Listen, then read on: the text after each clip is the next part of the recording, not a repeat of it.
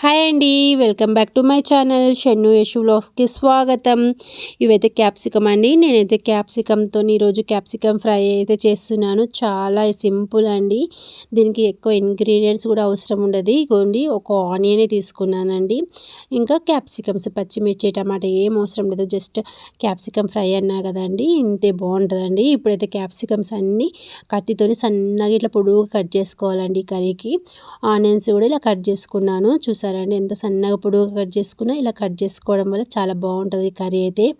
ఇప్పుడైతే ఒక ప్యాన్ పెట్టుకోవాలండి. ప్యాన్ పెట్టుకొని ప్యాన్లో అయితే ఆయిల్ పోసుకోవాలండి. నేనైతే 1.5 స్పూన్ ఆయిల్ పోస్తున్నాను అండి. క్యాప్సికమ్కి 1/2 కేజీ క్యాప్సికమ్ అనేవి 1/2 కేజీకి 2 స్పూన్స్ ఆయిల్ పోసాను.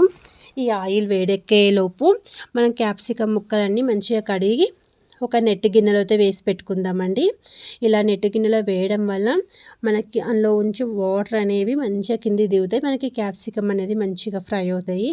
ఇప్పుడైతే ఆయిల్ వేడెక్కినాక ఆయిల్లో అయితే ఆవాలు, జీలకర్ర అయితే వేసుకోవాలండి. వేసాక ఇవి కొంచెం వేగాక చిట్పటనాక మనం కట్ చేసి పెట్టుకున్న ఆనియన్స్ ముక్కలన్నీ దీంట్లో వేసేసుకోవాలా.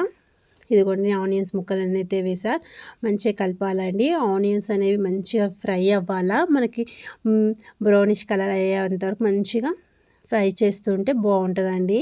ఈ కర్రీ చాలా బాగుంటుందండి. మీరు కూడా ఎప్పుడైనా ట్రై చేసి చూడండి ఇలా.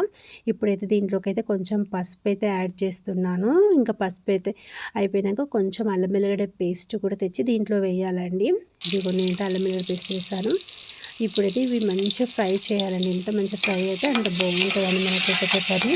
క్యాప్సికమ్ తినని వాళ్ళు కూడా, ఇష్టం లేని వాళ్ళు కూడా ఇలా చేసి పెట్టండి, కంపల్సరీ తింటారు. అంత బాగుంటుంది క్యాప్సికమ్ ఫ్రై. చాలామంది క్యాప్సికమ్ తినరు, అవాయిడ్ చేసేస్తారు, అది స్మెల్ వస్తుంది అలా అని. కానీ ఇది అలా ఉండదండి, చాలా సూపర్ ఉంటుందండి. మీకు కూడా నచ్చుతుంది కంపల్సరీ. ఒక్కసారి అయితే ట్రై చేసి చూడండి. ఇంకా నేను ఆనియన్స్ అయితే మంచిగా వేయిస్తున్నాను. ఆనియన్స్ వేయించడం వల్ల మన కర్రీ అనేది చాలా సూపర్ తయారవుతుందండి. అందుకోసం నేను ఆనియన్స్ అయితే మంచిగా వేయించుతున్నాను. ఇక చూసారా, ఇలా మగ్గినాయి కదండి మనైతే. ఇదిగోండి, ఎంత మంచిగా అవుతున్నాయి ఆనియన్స్. కలుపుతుండాలండి. ఇప్పుడు ఆనియన్స్ మగ్గినాక మంచిగా మనం ఇంతకుముందు కట్ చేసి పెట్టుకున్న క్యాప్సికమ్ ముక్కలన్నీ దీంట్లో వేసేయాలా.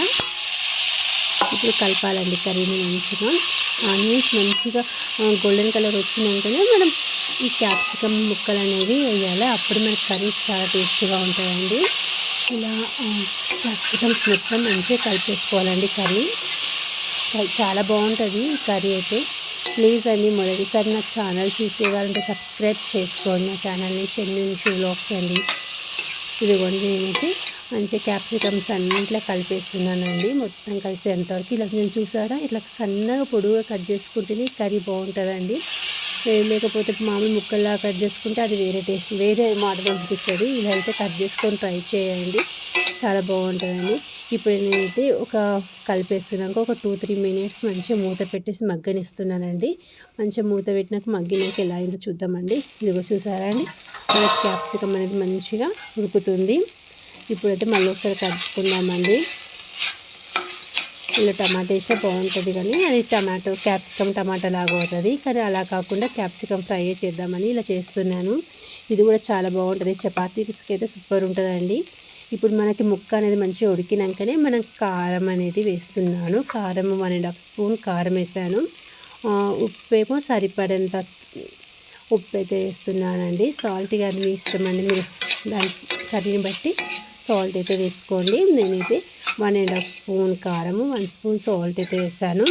ఇప్పుడైతే మంచిగా కలుపుకోవాలా. ఇవి ఉప్పు కారం ముక్కలకి మంచిగా పట్టుకున్నాక మనమైతే ఇప్పుడు దీంట్లోకి అయితే ధనియా పౌడర్ అనేది యాడ్ చేసుకోవాలా. ఇది ఇంట్లో చేసిన ధనియాల పౌడరే అండి, ఇన్స్టెంట్ ఎప్పటిదప్పుడు, అంటే నేను ఇంట్లోనే చేసి పెట్టుకుంటాను.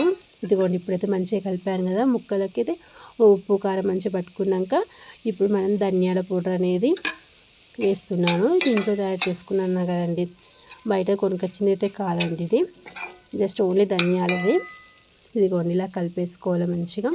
కలిపినాక ఒక 2 మినిట్స్ మళ్ళీ మూత పెట్టాలండి. ఒక 5 మినిట్స్ వరకు పెడితే మనకు మంచిగా అవుతుంది కర్రీ అనేది. ఒక 5 మినిట్స్ మూత పెడుతున్నాను. ఆ లోపు మనము కొత్తిమీర తీసుకొని కట్ చేసి పెట్టుకుందామండి. మనకు టైం ఉంటుంది కదా, ఒక 5 మినిట్స్.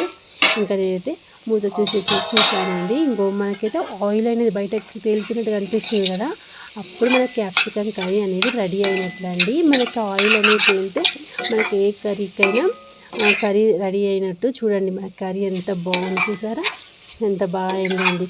మనం ఇన్ని కట్ చేస్తే మన కర్రీ ఇంతే అవుతుంది క్యాప్సికము. ఇదిగోండి ఇప్పుడైతే మనం కొత్తిమీర కట్ చేసి ఫ్రెష్గా వాటర్ నీట్గా కడిగేసి దీంట్లో అయితే వేసి అయితే కలుపుతున్నానండి.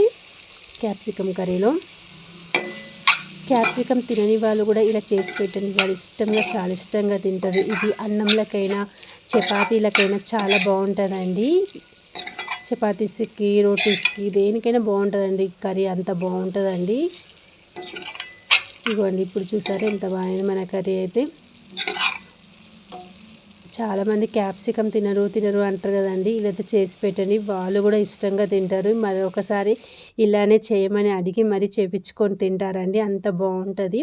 క్యాప్సికమ్ స్మెల్ వస్తుందని ఇంకా అలా అని ఇలా అని చాలామంది అవాయిడ్ చేస్తూ ఉంటారు కదండి. అలా కాకుండా ఇలా చేసి చూడండి, చాలా నచ్చుతుందండి. ఓకే అండి, నా వీడియో కనుక నా కర్రీ కనుక మీకు నచ్చితే ప్లీజ్ లైక్ చేయండి, షేర్ చేయండి, సబ్స్క్రైబ్ చేయండి. బాయ్ అండి.